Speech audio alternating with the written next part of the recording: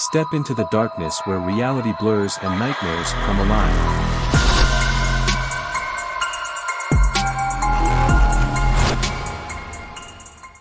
I've always been fascinated by the unknown, the things that lurk in the shadows, just beyond our understanding.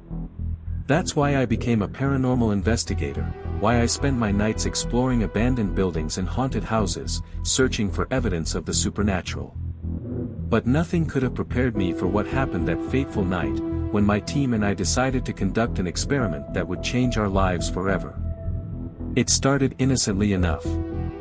We had heard rumors of strange happenings at an old abandoned mansion on the outskirts of town, whispers in the dark, strange shadows moving in the night. We saw it as the perfect opportunity to test out our latest invention, a homemade Ouija board designed to communicate with spirits. We gathered in the dilapidated living room of the mansion, our breath visible in the chilly night air as we set up our equipment.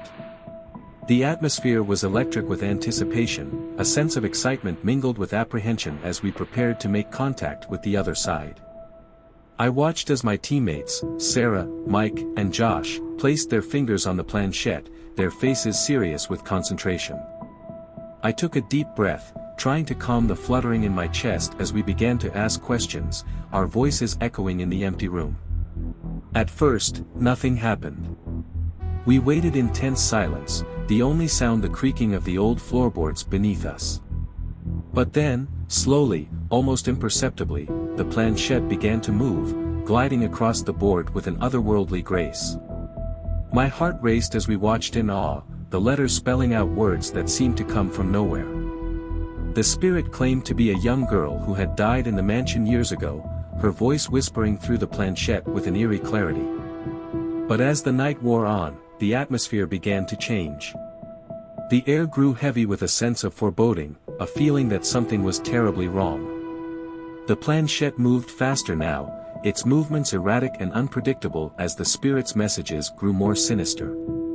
And then, without warning, the planchette flew off the board entirely, spinning wildly through the air before crashing to the ground with a resounding thud. We looked at each other in horror, our hearts pounding in our chests as we realized that we had unwittingly unleashed something malevolent into our midst. That's when things started to get really strange. Sarah was the first to go, a look of terror in her eyes as she claimed to hear voices whispering in her ear, urging her to do unspeakable things. We tried to calm her, to reassure her that it was just her imagination running wild, but deep down, we knew that something was very wrong. And then Mike started acting strange too, his movements jerky and unnatural, his eyes vacant and empty as if he were no longer in control of his own body. He lashed out at us with a violence that was unlike anything I had ever seen, his voice twisted and distorted as he spoke in a language that I didn't recognize. We realized too late that we were in over our heads, that we had stumbled upon something far more dangerous than we could have ever imagined. We tried to leave, to escape from the mansion and the horrors that lurked within, but it was already too late. The entity had taken hold of us, its dark influence spreading like a virus through our minds and bodies. We were no longer ourselves, no longer in control of our own actions as we became puppets to its will. I watched in horror as my friends turned on each other, their faces twisted with madness as they fought and screamed in the darkness.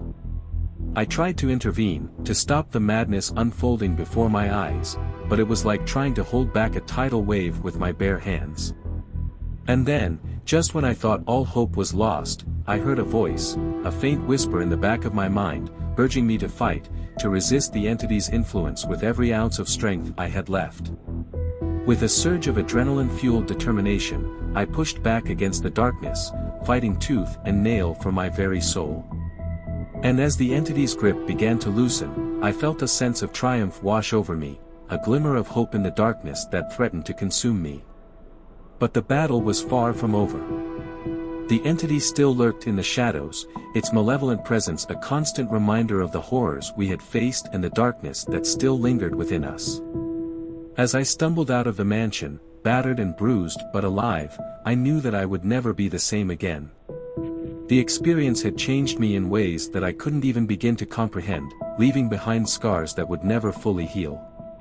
But as I looked up at the stars twinkling in the night sky, I knew that I had survived, that I had faced the darkness and emerged on the other side, stronger and more resilient than I ever thought possible.